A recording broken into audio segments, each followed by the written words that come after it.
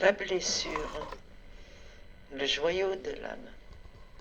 Lorsqu'on est blessé, il y a l'être qui est blessé, le self-esteem, le sentiment, l'affectif. Mais il y a aussi les tissus à l'intérieur du corps qui se déchirent, qui se plissent, qui stressent. On est très mal.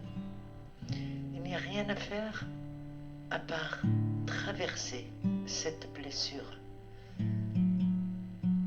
et la comprendre, et comprendre la part de nous-mêmes qui a causé l'événement.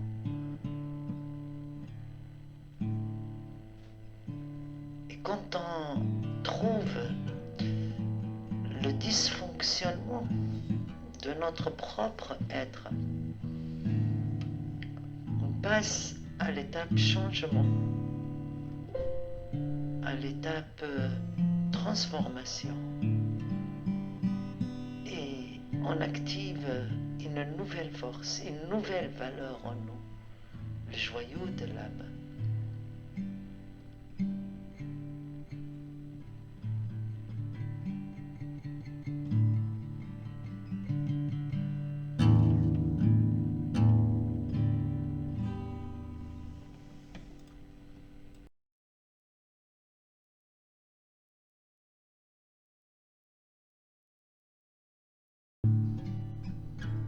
Avec sa volonté et son esprit, on libère l'énergie enfouie en nous, bloquée par cette blessure et d'autres interdictions.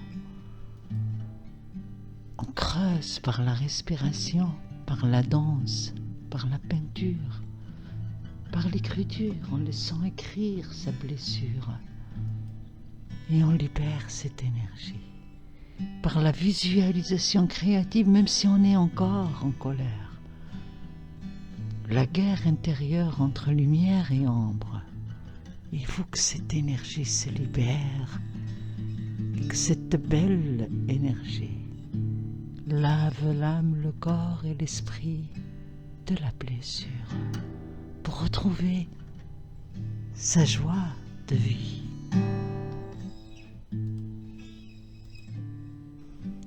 Sans cette joie, il n'y a pas de bonheur. Comment tu peux être heureux tout en étant triste?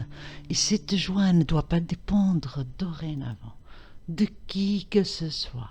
Non, c'est comme si tu te dis, je vide ma voiture de son gasoil si telle personne ne veut pas monter dedans. Alors tu bouges plus non plus. Joie de vie à préserver, à nourrir et à entretenir.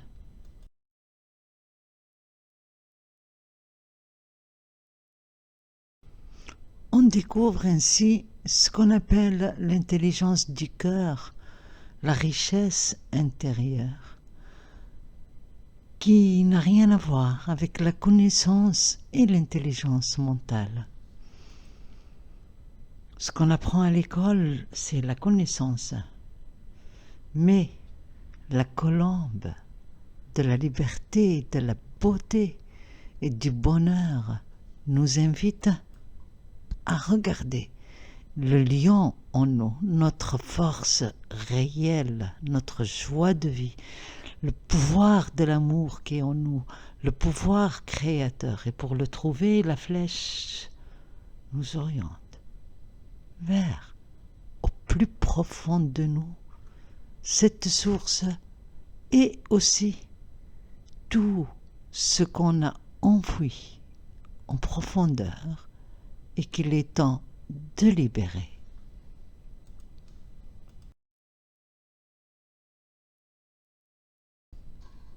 Notre âme, notre être à l'intérieur est un temple à construire. C'est la maison à jardiner, c'est le jardin à cultiver. Il faut trouver l'harmonie à l'intérieur. Aussi bien l'harmonie de la pensée, où les pensées se croisent pour trouver une solution, mais qui paraît unique, et pas agir sans réfléchir. L'harmonie aussi dans ses croyances. Est-ce qu'elle coïncide? Est-ce que je crois au tout et à son contraire? Tout ça crée de la fracture en nous. L'harmonie dans les couleurs, dans les formes. Chaud, froid. Oser l'harmonie. L'harmonie dans les profondeurs, dans les nuances. L'harmonie n'est pas une symétrie.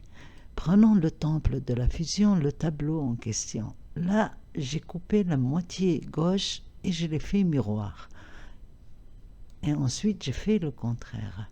Mais si on reprend le temple de la fusion, le premier, autrement dit qui n'est pas modifié juste après, on voit qu'il est le plus beau.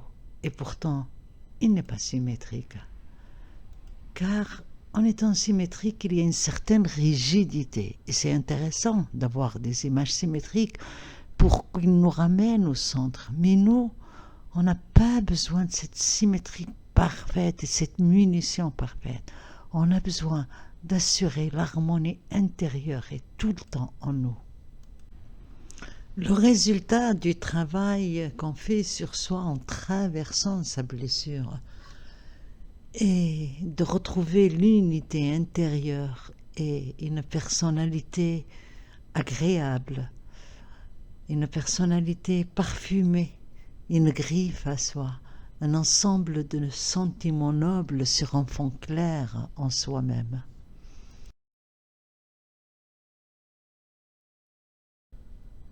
Bouquet du cœur, gagné avec tant de sueur.